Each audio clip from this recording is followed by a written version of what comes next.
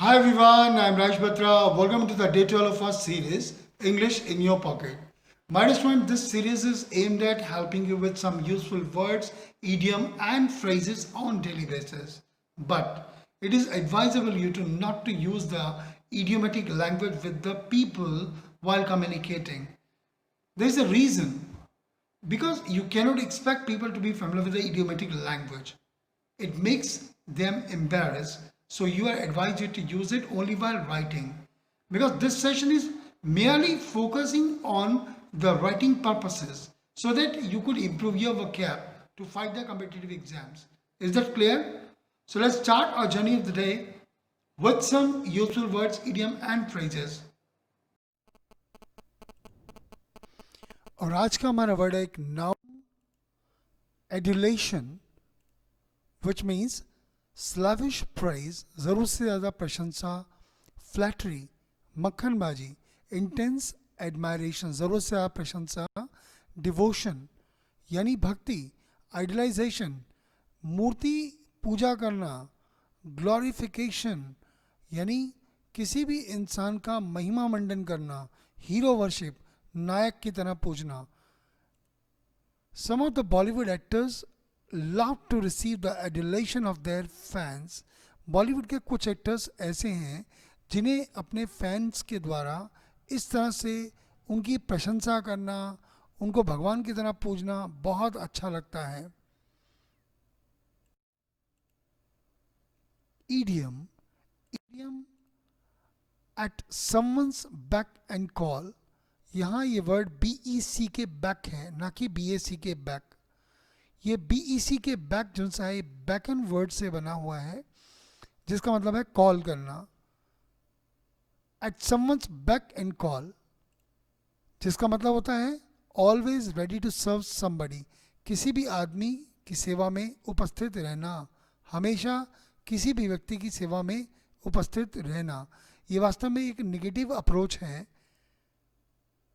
To be at someone back in call is to be entirely at their service, यानी किसी की सेवा में हमेशा उपस्थित रहना. Promptly answering, तुरंत उत्तर देना, any call from them, जब भी कहीं से उनको बुलाया जाए.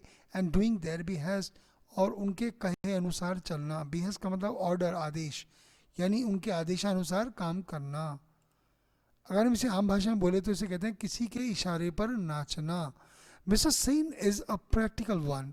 मिस्टर सेन एक बहुत ही व्यवहारिक इंसान है. He expect his employees to be at his back and call day and night.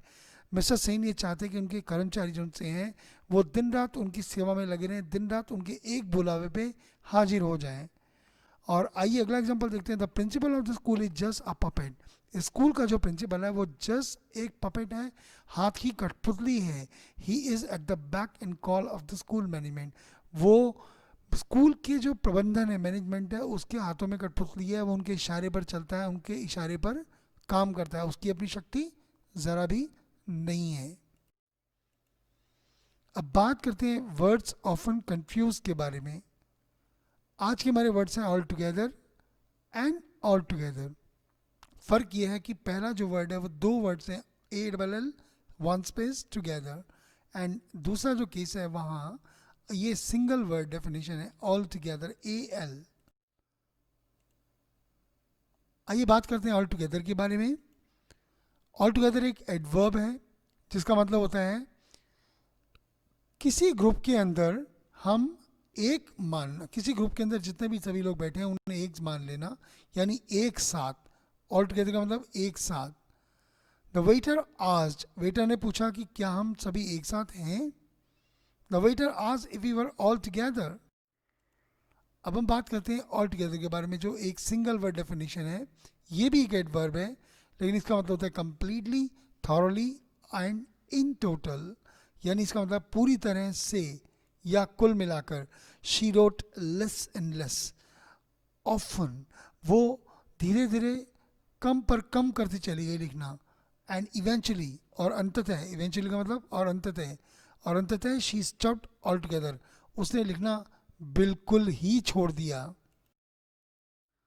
With that, the topic is over, and thanks for being with me. Have a nice day, and don't forget to share